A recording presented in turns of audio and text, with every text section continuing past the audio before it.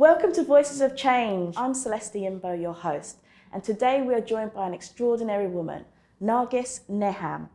Nargis was given the title of Iron Woman of Kabul by Bloomberg in 2019, while she was acting minister for Mines and Petroleum under the former government in Afghanistan. Nargis is an advocate for women's rights and also the former Afghanistan government minister. Join us as we explore her insights into the current conditions for women and civil society in Afghanistan. Hi Nargis, welcome. Thank you. So let's start at the beginning. What was it that made you want to dedicate your life for women's empowerment and the humanitarian sector? Dedication of my life for women empowerment and humanitarian assistance has been influenced by my gender, I think, because as a woman, we are created differently, and we are created to care for others within the family and as well as within the society.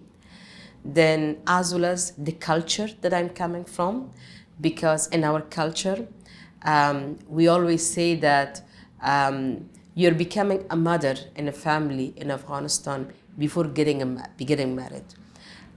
What do we mean by that? That you're a small girl, but somehow always your mother is telling you, look after your sister, look after your brother. I go to the market until I come back, make sure that you look after your small sister. So they somehow give you that small responsibility that is beginning to bring those feeling of responsibility and care for others. That grows within you while you're being raised within the family. So, and then thirdly, the circumstances. I was living as a refugee for 10 years in Pakistan, and I could see that my family had financial difficulties. My relatives had financial difficulties. I had many of my relatives that they were living in refugee camps in Pakistan, and they were basically struggling for one-time food to bring on the table for themselves and their family members. So all of them at that point of time was making me that, how can I help them? How can I help my family? How can I help rest of them? How can I bring a bit of more comfort on their life? And it was especially difficult for me when I was seeing that the situation was financially getting difficult, and my mother was upset. The woman, the relatives, they were upset, but in the meantime, they were also not able to do anything about it. So that motivated me that I have to study, I have to complete my school, and I have to get to work so that I can help them. And I'm very lucky because as soon as I graduated from school, exactly after 3 months, I managed to find a job in one of the international organizations in Pakistan, and I managed to get a decent salary, which actually helped me to continue my higher education in the evening, but also helped not only financially my own family, but also many of the relatives that they were living in the refugee camps. So it started from there. The more that I grew, the more I took responsibility, and the more I try to serve people. And I'm very happy that finally I also managed to create institutions that can provide them those support regardless of my engagement or not. Can you tell us about your work to achieve this goal pre the Taliban takeover? My struggle for achieving not all of my goal, but at least some of my goals, and moving towards rest of my goals has not been easy. It has been full of challenges, and as they say, quite a bumpy road. I still, in my family and as well as in the family of my relatives, for the generation of kids now, their mothers are actually telling my stories to them and giving them the example that how you have to work hard and how actually studying and education can change your life. I'm coming from a middle-class family that had nothing to do with politics.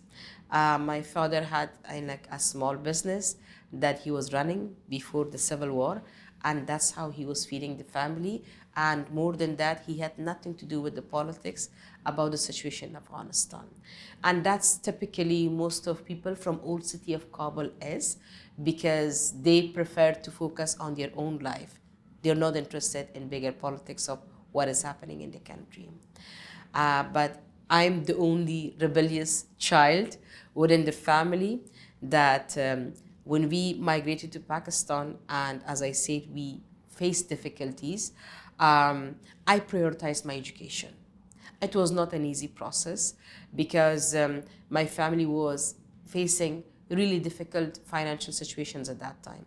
So I had to go from 8 to 12 to school, and I had to come back and have quick lunch at home. Then I had to go and take English classes because I had gone from Afghanistan, and the English classes in the school was too advanced for me. So I had to take extra course to be able to match up and learn more English language.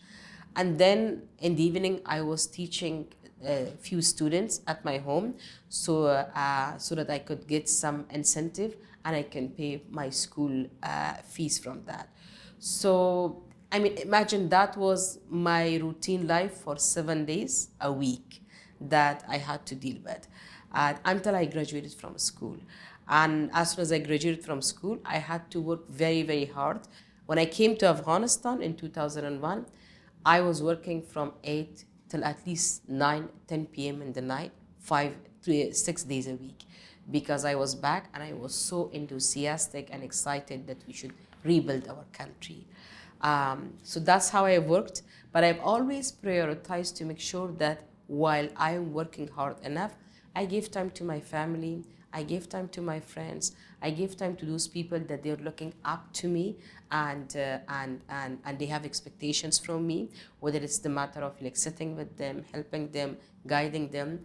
And then most importantly, I also always made sure that I give time to look after myself in terms of learning new skill and like deepening my knowledge about different things, and then continuously engaging in changes that was happening in my country.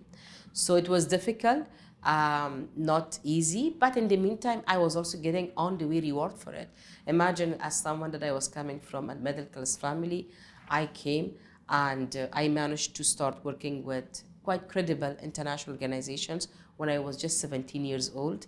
And I worked with a Danish organization, I worked with International Rescue Committee, I worked with Norwegian Refugee Council. Then I came to Afghanistan in 2001. I worked with UNDP, and right after that I joined government, and I worked in quite senior level positions. I was 22 years old when I became the treasurer of Afghanistan, and after that I served as advisor to different ministers. I served as director general to different ministries, and then later on I left the government in 2010, and I founded the organization Equality for Peace and Democracy. So for us, it's important that we focus on empowerment of women, because by focusing on empowerment of women, we are empowering our next generation, because we are creating mentors, teachers, guides, and role models for them. What critical role did women's rights organisations play before the Taliban takeover? Oh, the role that women organizations played before the Taliban takeover was remarkable.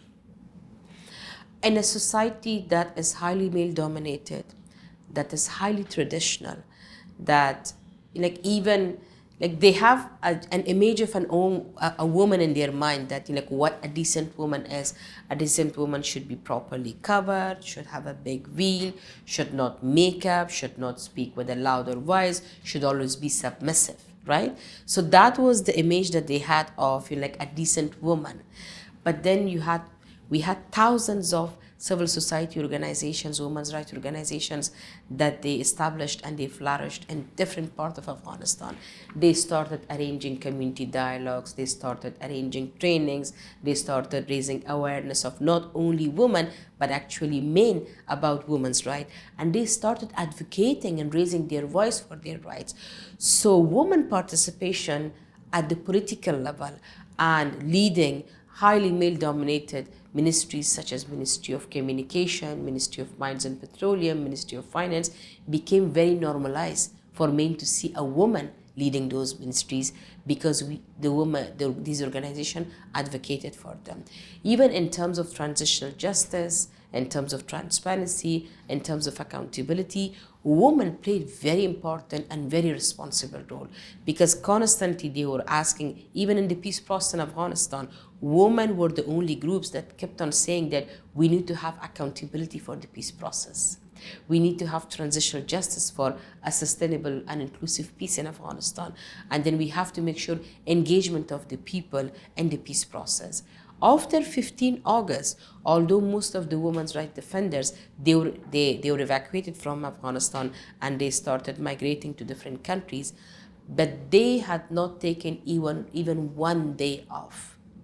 We have been working tirelessly to raise awareness of the world, to make sure that Afghanistan stays in the agenda of the international community. We bring to the attention of the world the plight of Afghan people, especially Afghan women, and we constantly pressure the world for listening and responding to the needs and demand of Afghan women. Where were you when the news broke of the Taliban takeover of the capital? I was actually sitting in office having a meeting with my colleagues, and I received a call. So I just went to my office to respond to call. So the call was from my brother, and he was asking, "Where are you?" I said, "I'm sitting in the office and we're working." And he said, "Just pack and go home." I said, "What?" He said, "Because Taliban have entered the city." So I said, "Okay, perhaps I can wait for a few hours, then go. Maybe they will not enter the whole city." He said, "No, it's better you just go, and if you want to continue work, you can do it from home." I said, "Okay, let me discuss and see if we can wrap up the meeting and we can go." By the time that I talked to my brother, which took like 10 minutes, and I came back to the hall, I could see that all my colleagues were out because they had received calls from their family members. Everybody was panicking, running around, as if something emergency had happened in the office. So then I could see that everybody's already packing and leaving. There's no decision that we should go or not. So I told everybody, I said, "Okay, let's pack and leave." So we quickly packed within 15 minutes, and I sat in the car, and we were driving on our way to home. And on our way to home, I saw a totally different city than the city that actually I saw when I came to office. The streets were already empty. People were panicking around, and there was that anxiety that you would see on the face of everybody. When I went home, so I was just rushing and running, and as soon as I got home, my mother was a bit kind of surprised at why she's so early, middle of the day home. So she said, "What happened? Is everything okay?" I said, "Taliban has entered Kabul." And I was standing with my brother, with my mother. All of us were discussing, what do we do? So should we go? Should we stay? And my brother was like, "We don't have to worry because there are people in our neighborhood that they have guards and they are armed. So we are secure," because my mother was saying that we have to go somewhere, we are not secure. So my mother was like, "No, we have to go, and it's mainly because of Nargis, because what if people will come after her?" Me and my mother, we were having this discussion. So my brother quickly went up on the floor to just see what is happening in the city. He came back, his face was totally pale, and then he was like, "There is no one in our neighborhood. Everybody is gone. All those people, armed guards, everything is gone. There's no one."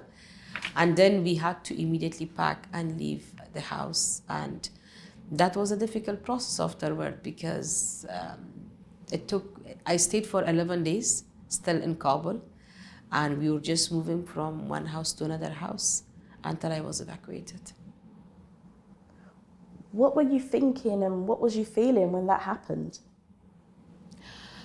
Oh, when the Taliban took Kabul, it was such a hard feeling, on one hand, absolutely shock. On the other hand, that feeling of helplessness. And then, on top of that, that feeling of being responsible for so many people that they're looking up at you and to find a solution. So while, to be honest with you, I was very scared, I was very disappointed, as if like your whole life is destroyed in front of you.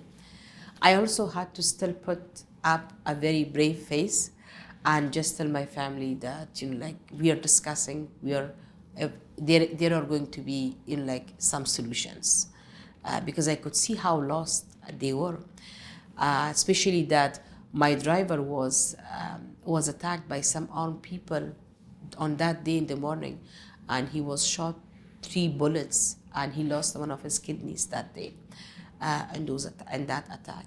So it was quite scary, and my family was quite frightened. So I had to put very brave face to just show them that like I'm talking. And I was already in contact with several embassies, trying to get an update what is happening. And we were talking with different groups of women, discussing what should we do about it. And all of us, of course, we were scared, disappointed, sad about the collapse of everything. But in the meantime, we also did not have any other choice but to focus on, okay, what can we do in this situation? What is the current situation facing women and girls today in Afghanistan? What are the biggest threats to their well-being? The situation of women and girls in Afghanistan today is nothing short of gender apartheid. Girls are not allowed to go to school. Girls and women are not allowed to work for non-governmental organizations. They are not allowed to work for UN agencies. They are not allowed to travel without male guardian.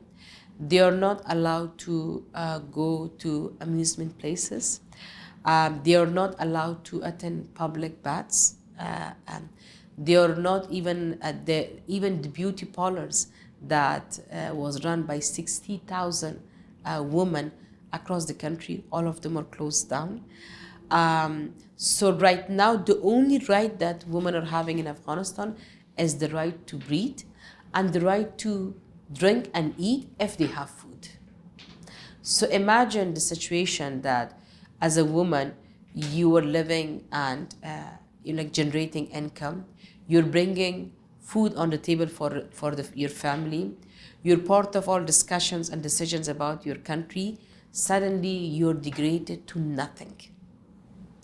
I talk to women across Afghanistan, and they tell me that today, these edicts issued by the Taliban have not only damaged our position in the society, it has also damaged our position within the families. We can see that we are not taken seriously in the families anymore. Nobody's consulting with us, nobody's talking to us because they don't see any value in us anymore. So all the achievement that we had for women, unfortunately, we lost all of them. Today, once again, women are living just as slaves, that they have no right for anything in their country. Has the Taliban takeover changed your goals? And also, could you tell us what has been the resulting impact of the takeover on women's rights organizations and their work? The Taliban takeover has not changed my goal that I have for women empowerment, but it has made my mission more dedicated, more resilient, to make sure that I continue towards achieving my goal, even if the situation is difficult and even if there are more barriers. So I will continue my mission, and I'm very happy that I'm doing that. By staying connected with women inside Afghanistan, amplifying their voice, and using different avenues to make sure that I provide them with the support that they need to be able to continue their activism and to be able to build their resilience inside Afghanistan. After Taliban took over, unfortunately, this space has totally changed for civil society organizations, but mainly for women-focused organizations. First of all, there is no independent civil society and media with civic voice in Afghanistan anymore because there is no space for that. On top of that, there are women organizations are facing 2 levels of difficulties. I will say 3 levels of difficulties. The first level is all those restrictions which are enforced on women themselves. So imagine, how would you run an organization when you're not allowed to go to office, when you're not allowed to travel, when you're not allowed to attend meeting with men, when you're not allowed to sign documents or anything. So that is the personal restrictions of the woman. And then in terms of women organizations, the current regime is not processing any documents which are signed by women. They do not accept any organization having a female as a director. They do not accept any organization having female as members of their board, in a board of directors of the organizations. So as a result, every organization had to come with different mechanism. For example, every organizations are now having a formal male directors who are dealing with the Taliban, but they're also having shadow female director who's still managing and leading the organization, but they have to be shadow because their name, documents and signatures are not acceptable anymore. We have a board of directors who are all male, who are dealing with the de facto authority, but then we have a shadow female board of members that they're still looking out and making sure that the organizations are staying true to the mission that for which they are established, for which they are working. So that is the level of the challenge at the organization level that they are facing. And then there is also the difficulty that women organizations are mostly focusing on women activities. The Taliban are not in favor of any of those activities. So there are organizations that they get the funding for a 6 months project, but then it take them 4 months and still they're not able to get approval of their project from the Taliban so that they can start their activities. That is the another level of difficulty that they are facing. The third level of difficulty is the difficulty of the funding and resourcing. There are organizations such as UN agencies that they go with a competitive process. For women organizations, with all the restrictions that they're facing at the organization as well as at the leadership level, it's impossible to compete with those main organizations. And then men are also they can easily travel. They can go and visit donor agencies in their offices, whether inside Afghanistan and outside Afghanistan. They can go and meet the Taliban representative and discuss and get approval of their projects and different initiatives and support for them. And they can also get resources for them. In case of women, they cannot go and visit in person to build that network and relation that's required with donor agencies. They cannot interact with the representative of the Taliban because they're not talking to women. So they have to rely on their male colleagues to do that. And they also cannot travel outside Afghanistan to be able to travel and raise resources for their organizations. So that's why there is so much restriction in terms of funding, in terms of support for women organizations. And then the difficult part is that the responsibility of raising and amplifying women's voice at this difficult time are all lying on the shoulder of women's rights organizations who are literally having no support. So that is making the role of individuals and groups such as myself who are living in exile really important and relevant, because we have to stay our engagement with those groups and organizations inside Afghanistan and make sure that we amplify their voice and we find different avenues to be able to channel support for them. What is it like living in exile? Living in exile is really difficult. First of all, you are living in a country that you haven't chosen. You're forced to leave your country.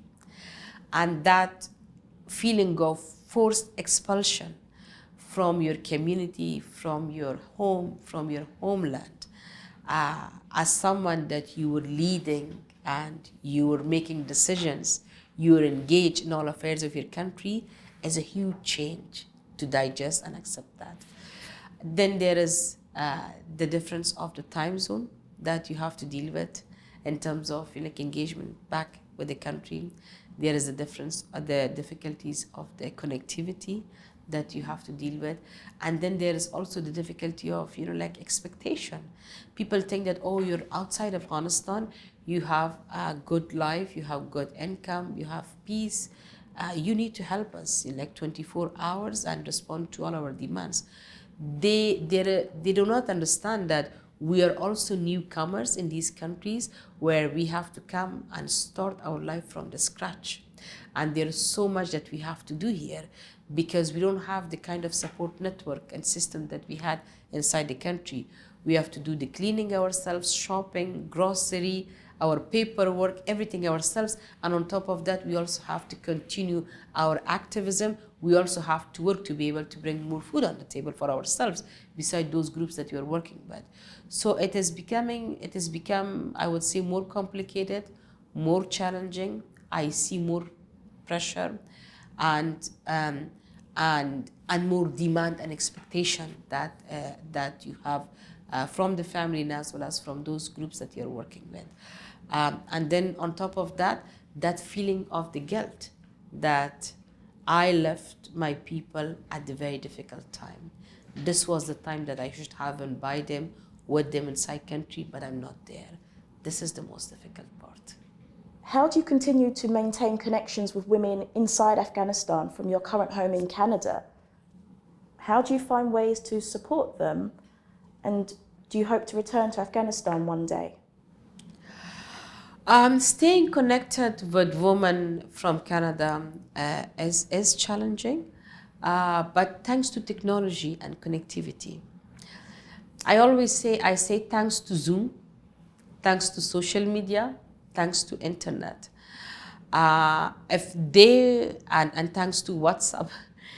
If these applications and digital connectivity would not have been there, I think most of us that we were evacuated from Afghanistan would have been in a totally different mental situation right now. As I say, we might have been in like support centers seeking social support. Because you were someone that you were leading and you're making decision, you're engaged in everything about your country. Suddenly you come and you're becoming a refugee, you're no one, you're just a number in the system, yeah? And then you also see that your people are struggling so much and then you can't do anything from afar from them. But then thanks to these applications and connectivity, they helped us to stay connected with women.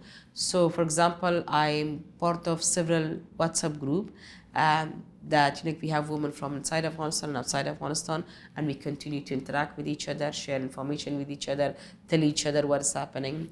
I'm also able to individually talk to many of them and find out what is happening.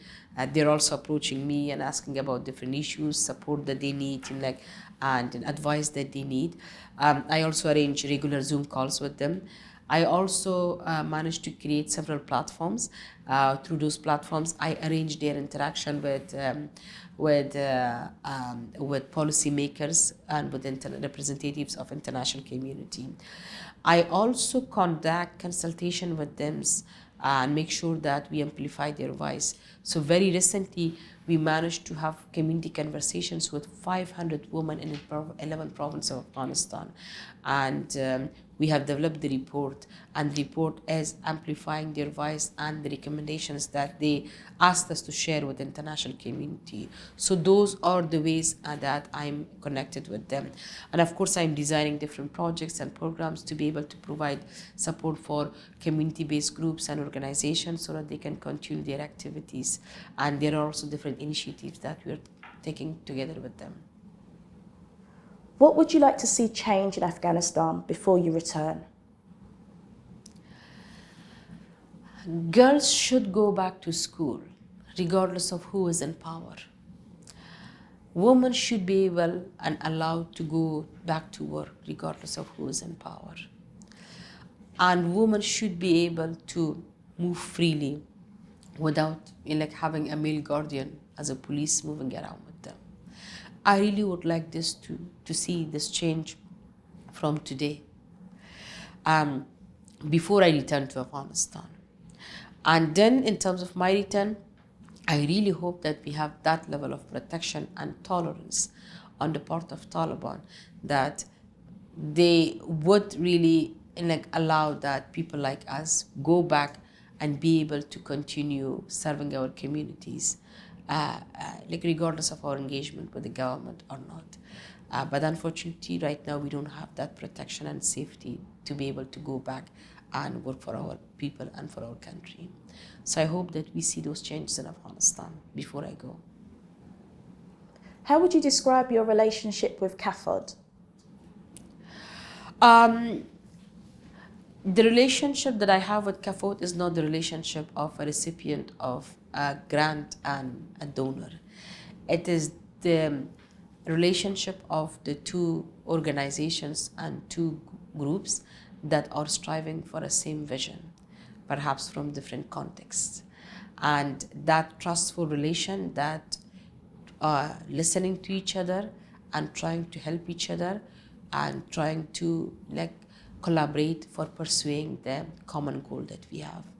I remember that as soon as the collapse happened, after a month, I was approached by CAFOD colleagues myself, that they asked me how you're doing, how the groups that you're working with them are doing, how the organizations that you're working with them doing, and what kind of support you think we can provide for them. There was very few number of organizations that they had that approach and that kind of relation with us, where they asked what difficulties we were facing and how they can support us. So I cherish that relation, and I really admire and appreciate that, because I think that is the relationship of a long-term, durable partnership, especially when you're working for quite valuable and principled goals and that you're pursuing. So that's how I see my relation with CAFOD. What is important about CAFOD working in collaboration with local organisations? And I was wondering, what can organisations like CAFOD do best to support women's rights in Afghanistan? In terms of support for women's rights for organizations such as CAFOD, we would like you to be our advocate in your countries. We would like you to collaborate with us so that we can raise the awareness of the policymakers, the politicians, the media, the feminist group in your countries, so that they can understand the situation and the complexity that Afghanistan is facing. This time, the threat from Afghanistan is not going to be terrorism. It's going to be extremism, that we have to find ways to be able to counter that. And I think in that regard, organizations such as CAFOD can help us out to build resilience of democratic forces, women's rights and human rights forces in Afghanistan, whether we are talking about organizations, groups, and activities. Amplify our voices and provide more support so that we can advocate and make the case for Afghanistan and make sure that we do not forget Afghanistan. Because what is happening today to Afghanistan, if it is normalized and if it's ignored in 21st century by the world, it is going to get expanded to the rest of the world, and it's going to have its implications.